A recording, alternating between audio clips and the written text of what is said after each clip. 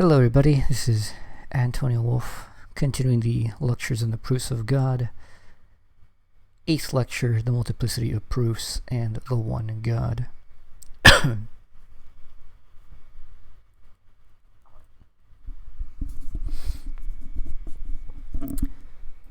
In the preceding lecture, we have provided the fundamental speculative definitions related to the nature of the concept and its development into a multitude of determinate forms and configurations. When we reflect on the task before us, we immediately encounter a multiplicity as well. We find that there are several proofs of the existence of God. There is an external, empirical multiplicity or diversity, which offers itself initially as something that emerges from history. It has nothing to do with the distinctions that are produced by the development of the concept, and accordingly we accept it in the form in which we directly come upon it. However, we are likely at once to mistrust this multiplicity if we reflect on the fact that here we do not have to do with a finite object, and if we remind ourselves that our consideration of an infinite object ought to be a philosophical, not a contingent and external undertaking. A historical fact, and also a mathematical figure, contain a number of internal references and external relationships in terms of which they can be grasped and from which we can conclude to the principal relationship on which they themselves depend, or to another determinate quality that is of importance and with which they are likewise connected. For the Pythagorean Theorem, it is said that some 20 proofs have been discovered. The more significant a historical fact is, the more points of connection it has with its circumstances and other historical events. Thus, in showing the necessity of accepting the fact, we may start from any of the points. The direct testimonies can also be many in number, and each testimony, insofar as it is not otherwise self-contradictory, serves as a proof in this field.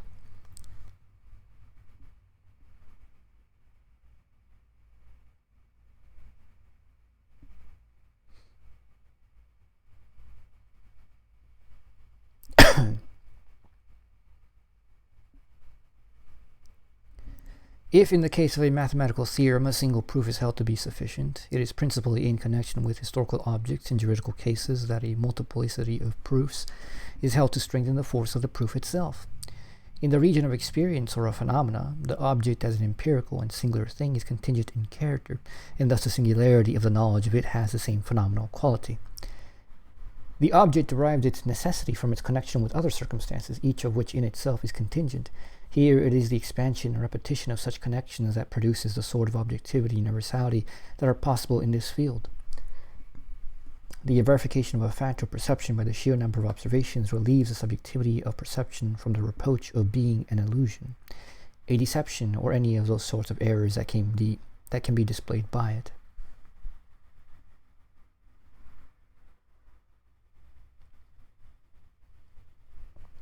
That's really interesting that he says that, as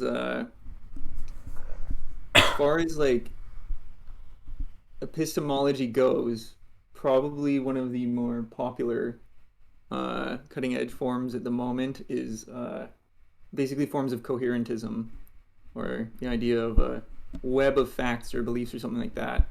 And each in themselves is contingent, but the way they hang together is supposed to be the thing that provides the most bolstered case you can adduce, and things like that.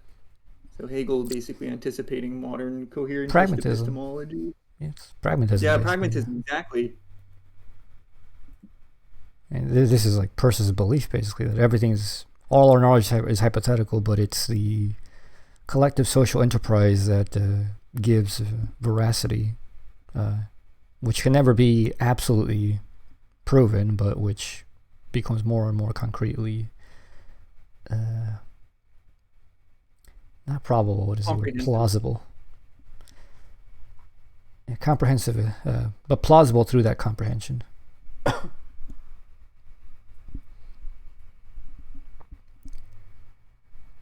With respect to God, of whom we presuppose a whole universal representation, on the one hand it is the case that God infinitely transcends the realm of connections in which objects stand to each other. On the other hand, since God is present, after all, only for human interiority, we encounter likewise in the latter sphere the contingency of thought, representation, and imagination in the most varied forms. We encounter what is expressly acknowledged to be contingent, namely sensations, emotions, and so on. Thus, there are an infinite number of starting points from which it is possible and indeed necessary to pass over to God, and likewise an infinite number of such transitions which must have the force of proofs. So too the verification and confirmation of conviction by means of the repetition of experiences on the way to truth must appear to be necessary in order to counteract the other infinite possibility of deception and error on the way to truth. In the subject, the trust and intensity of faith in God are strengthened by the repetition of the essential elevation of the spirit to God and by the experience and knowledge of God's wisdom and providence in countless objects, events, and occurrences. In proportion to the inexhaustible number of relations to the one object is the inexhaustible need on the part of human beings, as they enter more and more deeply into the infinitely diverse finitude of their outward surroundings and inward states, continuously to repeat the experience of God, that is, to bring before their eyes by new proofs the governance of God.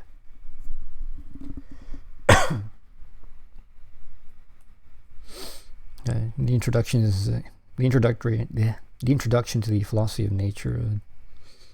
He mentions that a blade of grass is more than enough proof for the existence of God and the providence of the world.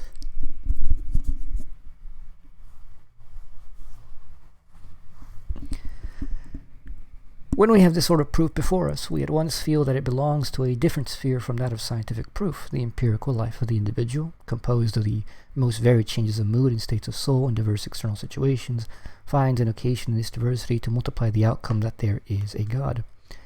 And as an individual subject to change, it seeks increasingly in new ways to make this faith a living faith of its own. The scientific field, however, is the sphere of thought, by means of which the many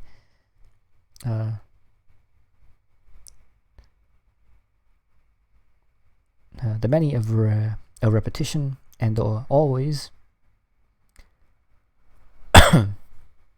that properly should be the outcome. Excuse me. Sorry about that. What was I? By means of which the many of repetition and the always that properly should be the outcome are drawn together into the one. We have to do with only the one thought determination of God's, which, being simple, compromises within itself all the particularities of the empirical life that is split up in the endless singularities of existence. I think they should have said, probably says God, not gods. But these different spheres differ only in form. In substance, they are the same. Thought merely brings the manifold content into a simple shape. It epitomizes it without depriving it of its value and essential nature. Its peculiar work is rather to highlight the latter. But here too we have various distinct determinations. The thought determination is related in the first instance to the starting point of the elevation of spirit from the finite to God. Even if it reduces the innumerable characteristics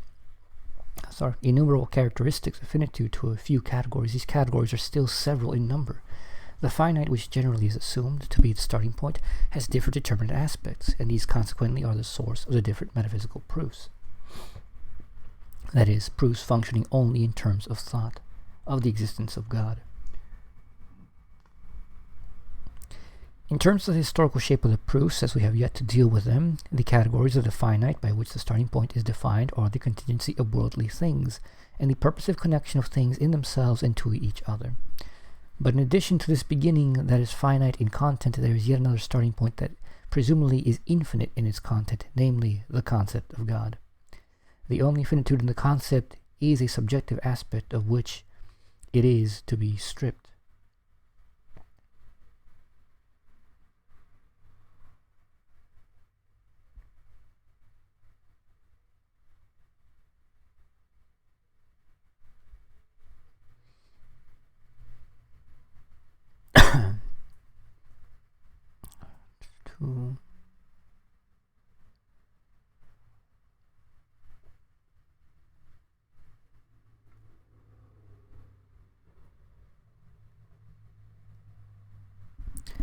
We may without prejudice admit a diversity of starting points.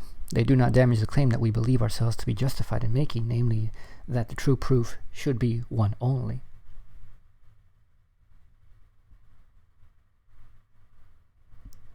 Insofar as this proof is known by thought to be the inner aspect of thought, thought can show that it constitutes one and the same path, although starting from diverse points. The result is one and the same, namely the being of God.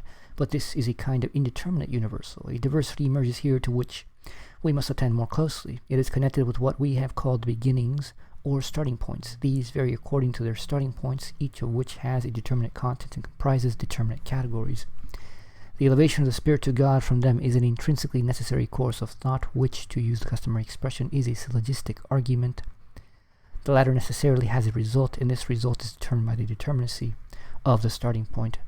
For it follows only from it. As a consequence, different determinate qualities of God result from different proofs of the existence of God. This goes against the initial impression. It goes against the assertion that interest in the proofs of the existence of God ought to be directed only to the category of existence, and that this one abstract quality ought to be the common result of all the different proofs.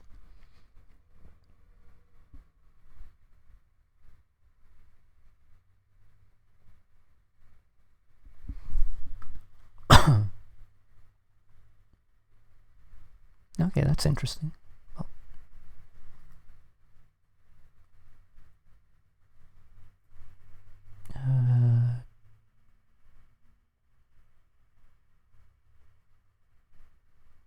Okay, sorry, I lost my space right there. The attempt to obtain determinations of content from the proofs is set aside by the fact that already in the representation of God, the entire content is found, and this representation, whether presupposed in more determinate or more obscure form, or in accord with the customary course of metaphysics indicated above, is assumed in advance to be the so-called concept.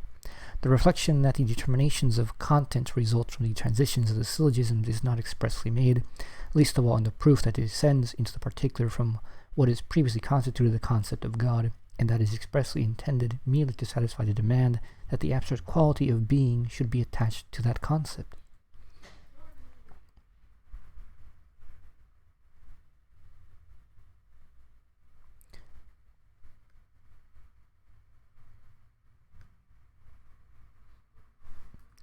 So, I think that thing, he says, as a consequence, different determinate qualities of God result from different proofs of the existence of God.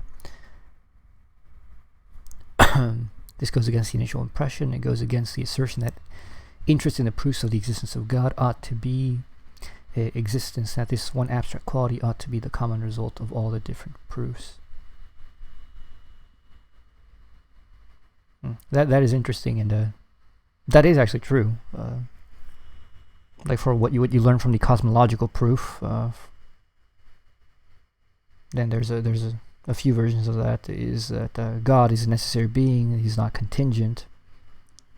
God is not a temporal, spatial being, not a natural being.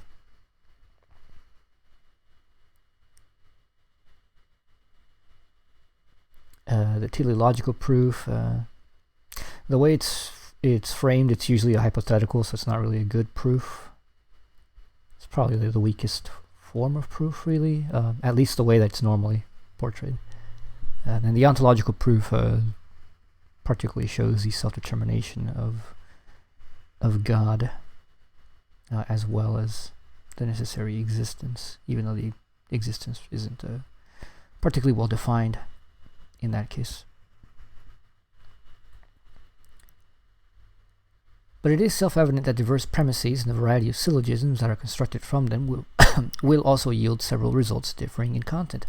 If accordingly the starting points seem to permit us to take their falling apart as indifferent, this indifference is limited in view of the results that a multiplicity of determinations of the concept of God yields. Indeed, the primary question regarding their mutual relations comes up of itself, since God is one. The most familiar circumstance here is that according to which God in multiple determinate qualities is defined as one subject consisting of several predicates, as when we are accustomed not only to speak of finite objects that are described by a variety of predicates, but also to attribute to God a variety of attributes such as omnipotence, omniscience, righteousness, goodness, and so on.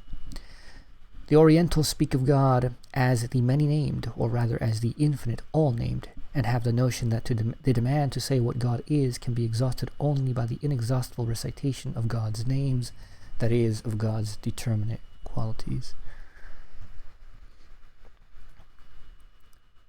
We have already said of the infinite number of starting points that they are brought together by thought into simple categories, and so here the necessity is greater of reducing the multiplicity of attributes to a small number, indeed all the more to one concept, for God is one essentially inwardly united and inseparable concept. While we allow of finite objects that each in itself is indeed one subject, an individual, that is something indivisible, a concept, we will regard this unity as being in itself manifold, made up of many things external to each other and inseparable, a unity that is in conflict with itself in its existence. The finitude of living beings consists in the fact that in them body and soul are separable, still more that the members, nerves, and muscles are separable, also pigment, oil, acidity, etc. What we regard as predicates of an actual subject or individual color, or actual subject or individual, color, smell, taste, etc., can separate from each other as independent materials, and the individual unity is so constituted as to fall apart. Spirit discloses its finitude in its diversity, and in the lack of correspondence, generally, of its being to its concept. It becomes evident that the intelligence does not correspond to the truth, the will to the good, the ethical and the right, the imagination to the understanding, and all of these to reason. Moreover, that the sensible consciousness with which the whole of existence is always filled out, or at least filled in, is a mass of momentary, transitory, and to this extent untrue contents. This thoroughgoing separability and the separateness of the activities, directions, purposes, and actions of spirit in empirical actuality may to some degree serve as an excuse for conceiving the idea of spirit as something that breaks up into faculties, abilities, activities, and the like. For it is an individual existence, as a singular being, as just this finitude that is to be in the form of a separated existence external to itself. But God is alone this one, is God only as this one. Thus God is the subjective actuality that is inseparable from the idea and likewise inseparable from itself. Here the diversity, the separation, the multiplicity of predicates that are joined together only in the unity of the subject, but that in themselves would be in a condition of difference whereby they would come into opposition and thus conflict, are shown most decisively to be something untrue, and the multiplicity of determinations is shown to be an unsuitable category.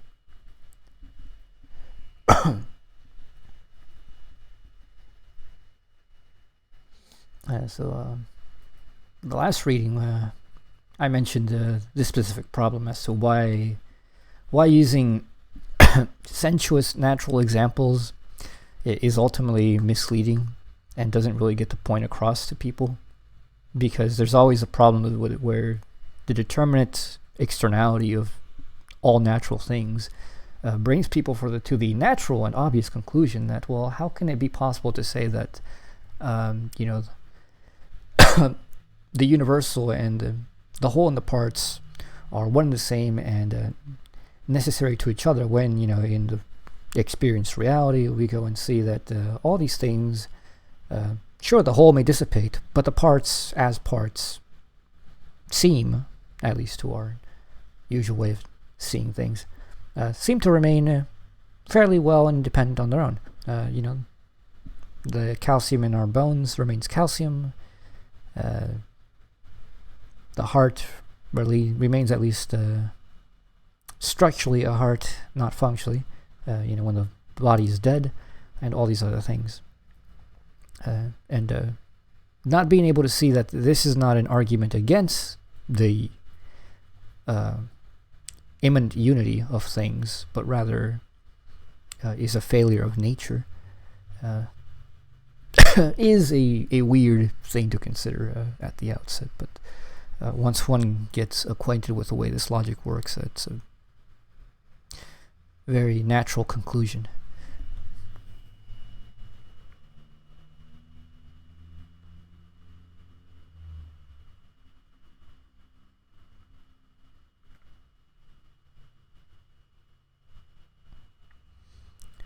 The most proximate way by which the multiple determinations of God that derive from the several proofs are reduced to the one concept that is grasped as inwardly one is the customary one. The determinations are to be taken back to a higher unity, as it is called, that is, to a more abstract unity, and since the unity of God is the highest of all, to the most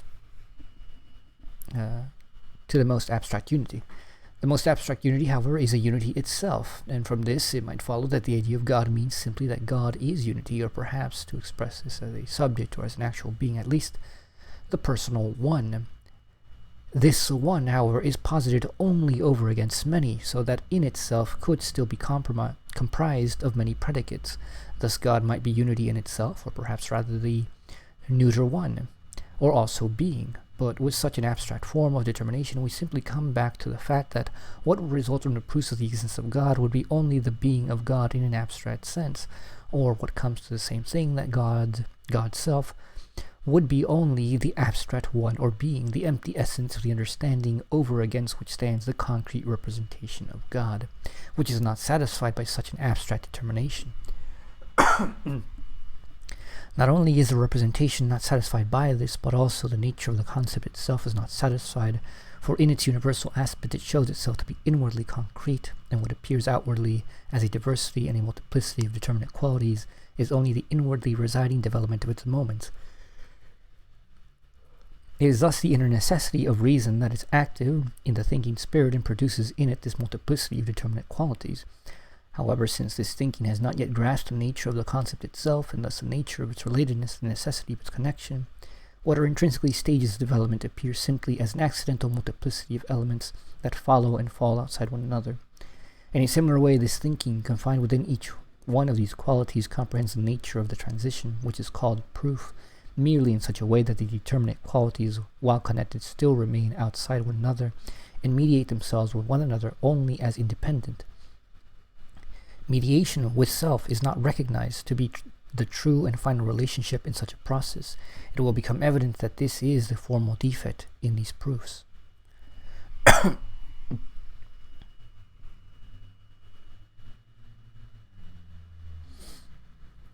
So,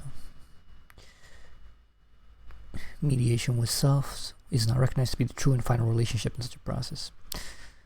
Another way of saying self-determination, self-mediation.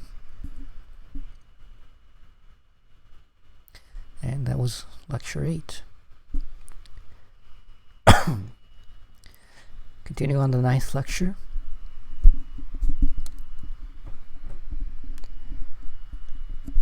Two kinds of proof. Yes, continue. If we look at the diversity of extant proofs of the existence of God, as we find them in history, we come upon an essential distinction.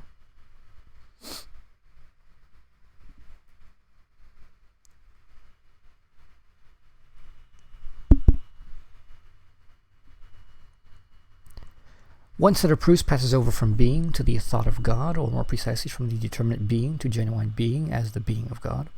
The other passes over from the thought of God, the truth in itself, to the being of this truth. This distinction, although it is brought forward as one that is simply found in contingent fashion, is based on a necessity that must be noted. We have two categories before us, the thought of God and being. Thus, we are certainly able to start from the one as well as the other in a course that will result in their union.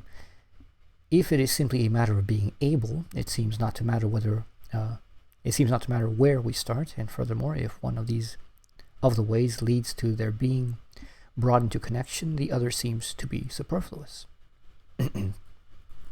But what thus first appears as an indifferent duality and an external possibility is connected conceptually. As a consequence, neither are the two ways indifferent vis-a-vis the other, nor is the difference between them merely external, nor is one of them superfluous. This necessity is not of the nature of an accessory detail. It is connected with the innermost aspect of our subject and principally with the logical nature of the concept. As far as the concept is concerned, the two ways are not simply different as such.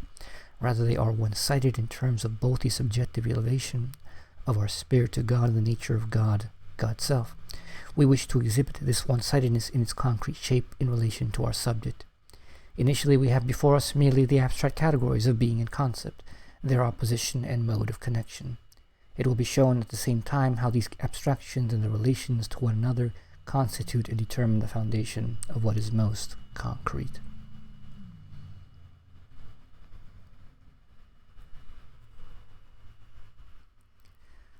This seems very interesting.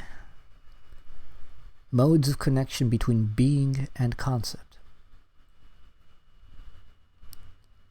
In order to indicate this more specifically, I suggest by way of anticipation a further distinction, that there are three fundamental modalities of the connection between the two aspects or categories of being and concept. The first is the passing over of the one category into its other. The second is the relativity or the appearing of the one in or to the being of the other. The third modality, however, is that the concept or the idea, in accord with which each category preserves itself in the other in such a way that the resulting unity, which is implicitly the original essence of both, is also posited as their subjective unity.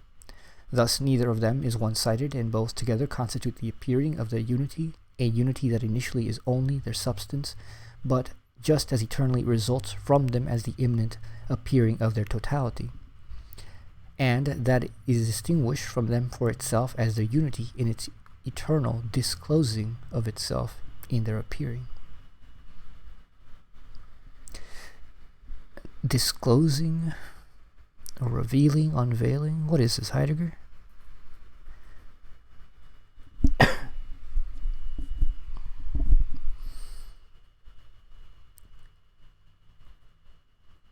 The two one-sided paths of elevation that have been indicated thus exhibit in themselves a double form of their one-sidedness. The relations that spring from this deserve attention. What has in general to be accomplished is that in the category of the one side, that of being, the other side, that of the concept, is to be exhibited, and conversely that in the latter, the first is to be exhibited. Each determines itself to its other in and from itself. Now, if only the one side were to determine itself to the other, this determination would be, on the one hand, only a passing over, in which the first side loses itself, or on the other hand, an outward appearing of itself, in which it would certainly maintain itself for itself, but not return into itself, would not be that unity for itself. If we give to the concept a concrete signification of God, and to being the concrete signification of nature, and if we comprehend the self-determining of God to nature only in the first of the indicated connections, then this would be the process of God becoming nature. I think your audio cut out. Yeah, your audio cut out at W. I'll mess it.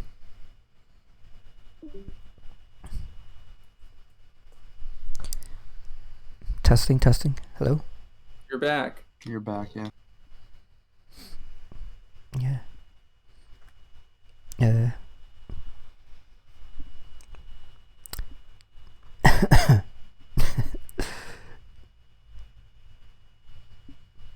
It's working, right? Yes? No? Yeah, it works. Alright.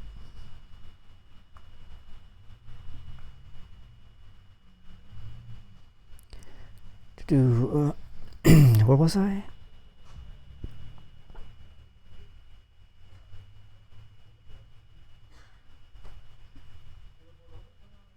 Did it cut out for long? Where was I? No, you were like 10 seconds ago. It was like 10 seconds. Yeah, I think it's just below where it says 271 on the right side. Yeah. Sure. 271.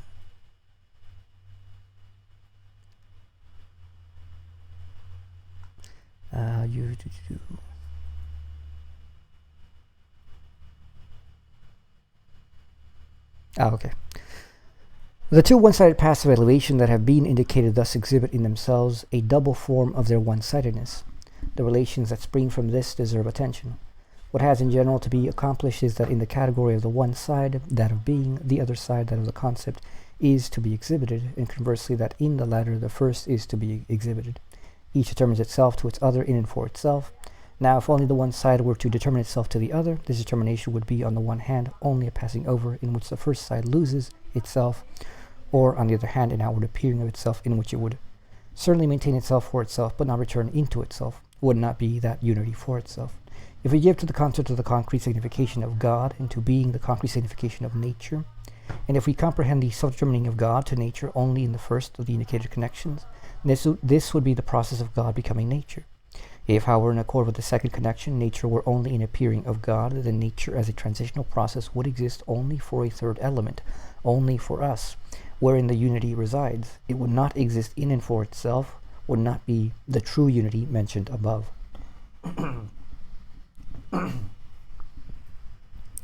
If expressed more concretely, we represent God as the idea subsisting for itself, from which we start, and comprehend being as the totality of being as nature. Then the advance from the idea to nature exhibits itself as follows. Either 1, it takes the form simply of a passing over into nature in which the idea is lost and disappears, or 2, to indicate more precisely the nature of the passing over, we might say that it is only our recollection that the single result issued forth from another, which however has disappeared, and in regard to the appearing, it would only be we ourselves who connected the showing to its essence and referred it back to it. Or from a broader point of view, God would have created only nature, not a finite spirit that returns from nature back to God, or God would have had an unfruitful love of the world as of something that was only a semblance or show of God's self, and that as such remained utterly an other in relation to God, an other that did not reflect God and through which God did not shine as through God's self. And what is the third supposed to be? What are we supposed to be who have brought this show into relation with its essence, have led it back to its midpoint, and have enabled this essence itself to appear for the first time, to appear in and to itself? What would this third thing be? What would we be? A knowing absolutely posited in advance, in fact, an autonomous act of a formal universality that embraces everything within itself, a universality into which the unity that ought to be in and for itself collapses as merely an appearing without objectivity.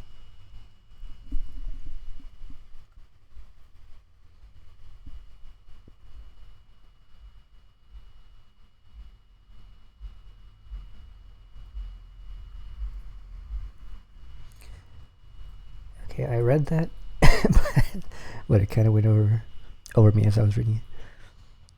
Let me go back to where it says, either one, it takes the form simply of a passing over into nature, in which the idea is lost and disappears, or two, to indicate more precisely the nature of the passing over, we might say that it is only our recollection that the single result issued forth from an other, which however has disappeared, and in regard to the appearing, it would only be we ourselves who connected the showing to its essence and referred it back to it. Or from a broader point of view, God would have created only nature, not a finite spirit that returns from nature back to God. Or God would have had an unfruitful love of the world as of something that was only a semblance or show of God's self, and that as such remained utterly in other relation to God, and an other that did not reflect God, and through which God did not shine as through God's self. Okay, so, if it was only a one-sided relationship, then this puts into question as to how we are making any relationship at all, conceptually speaking. And what would it be? A knowing absolutely positive in advance, in fact an autonomous act of a formal universality that embraces everything within itself, a universality into which the unity that ought to be in and for itself collapses as merely an appearing without objectivity.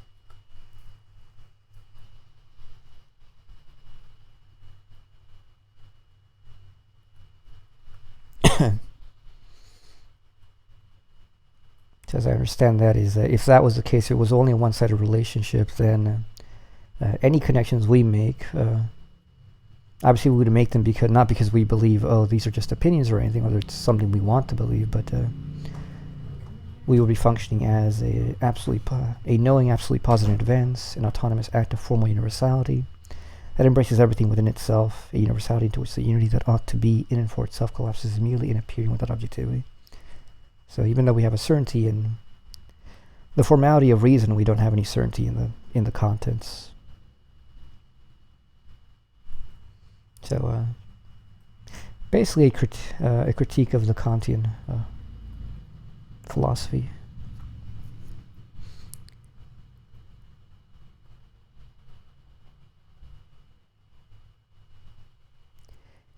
If we grasp more specifically the relationship that is set forth in this determination, then the elevation to God of determinate being, of nature, of natural being in general, and thus also of our consciousness, which is the active form of this elevation itself, would simply be religion, piety. Such piety elevates itself to God in a subjective way only, either simply in an act of transition whereby it disappears into God, or by setting itself over against God as a semblance. If the finite were to disappear in God, God would be merely the absolute substance from which nothing proceeds and into which nothing returns, and even to represent or think of the absolute substance would already be too much, something that itself would have to disappear. If, however, the relationship of reflection is still maintained, and if the elevation of piety to God, in the sense of religion as such and subjectivity on its own account, remains what it is independently subsistent, then what is primarily independent, God, the elevation to which constitutes religion, becomes something merely produced by religion, something represented, postulated, thought, believed, a semblance or show, not something genuinely independent that starts from itself. It is substance merely as represented, and thus is not what opens itself up. It is not the activity of that alone. It is not the activity that alone is at work in the subjective elevation as such. It would not be known and recognized that God is the spirit that arouses that elevation to God, that religion in humanity.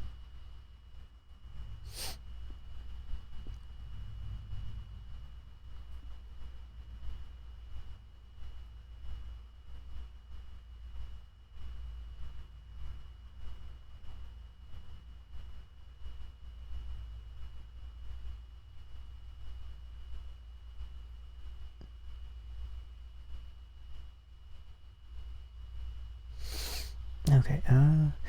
If from its one-sidedness there results a broader representation and development of what initially does not go beyond the character of a countersemblance, and if we thus reach an emancipation of it whereby it would be defined as a non-semblance, since for its part it is independent and active, we would still attribute to this independence only a relative half-connection to the other side, which retains within itself a non-communicating and incommunicative kernel that would have nothing to do with the other. We would be dealing merely with the superficial aspect in which the two sides are apparently related to each other, not with the relation that comes from and through their essential nature. Lacking on both sides would be true and total return of spirit to itself, which would not have searched into the depths of divinity. But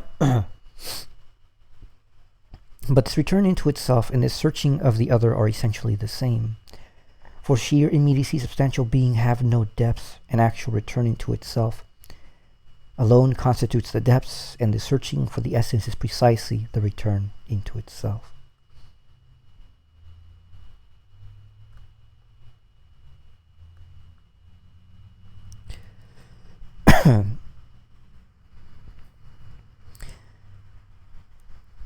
It is a cliche to say that the journey is the destination. And for Hegel, one can say that in a not too bad metaphor, this is exactly the case. This returning to self and the searching of the other are essentially the same. For sheer immediacy, substantial being have no depth, and actual return into itself alone constitutes the depths, and the searching of the essence precisely return to itself. The concept is the process of conceptualization of the concept. The idea is the self-determination of itself as idea.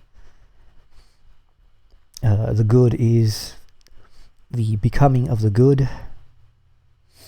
The truth is the process of truth-making.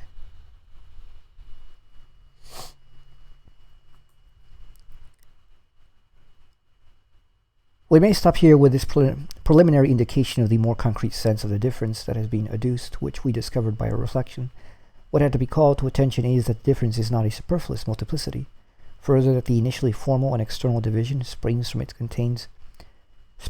it contains two determinate qualities, nature and natural things, and consciousness, moving to God and from God back to being. These qualities belong equally and necessarily to a single concept, and they do so quite as much in the course of the subjective procedure of knowledge as when they have a wholly objective and concrete sense, and regarded each for itself, present the most significant one-sidedness.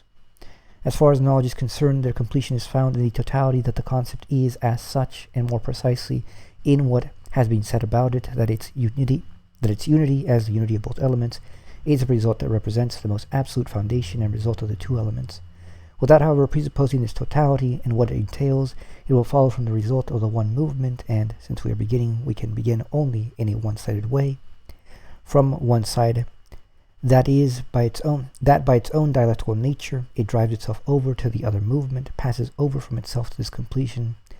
The objective significance of what is initially a merely subjective conclusion will, however, at once make itself evident that the inadequate finite form of this proof is sublated.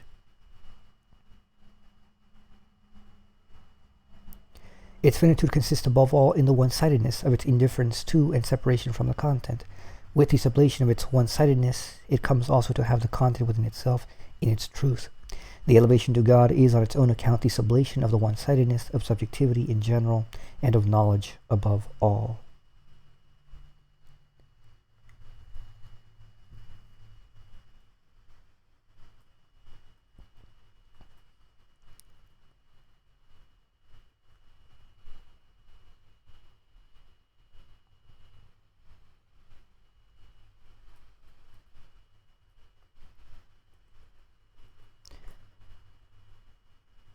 Okay, the three proofs. To the difference that from the formal side appears to be a diversity of the kinds of proof of the existence of God, there is still to be added the fact that in respect to the one side that passes over from being to the concept of God, two forms of proof are indicated. The first proof starts out from a contingent, non-self-supporting being and reasons to a true, intrinsically necessary being. The proof ex contingentia mundi. So, proof from the contingents of the world. The other proof starts out from being insofar as it is defined by purposive relations and reasons to a wise author of this being, the teleological proof of the existence of God. We have still to take into account the other side which makes the concept of God its starting point and reasons to the being of God, the ontological proof. Since this is the claim that will guide us, there are three proofs that we have to consider, and of no less importance, we have to consider the criticism of them owing to which they have been discarded and forgotten.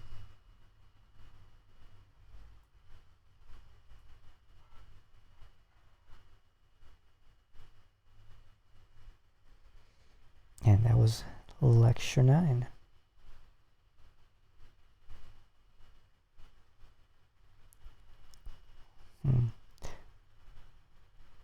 So I assume that the next part is going to focus on responses to ideas about the existence of God. So things like maybe responses to like Saint Al, or Augustine or something like that. I mean, it may not do it directly, but I suspect it'll be in line with that. Is what impression I get.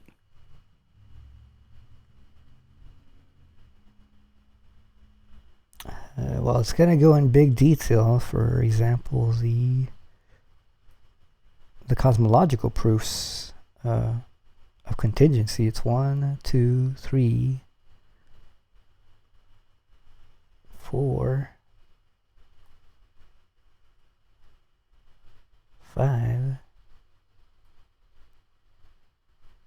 6,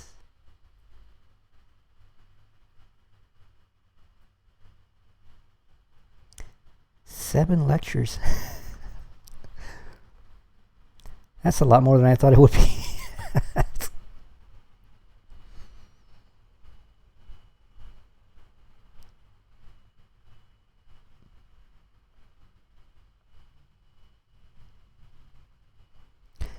And I assume it's that long mainly because it's going to go deeply into the issues of the logic of essence concerning necessity and contingency.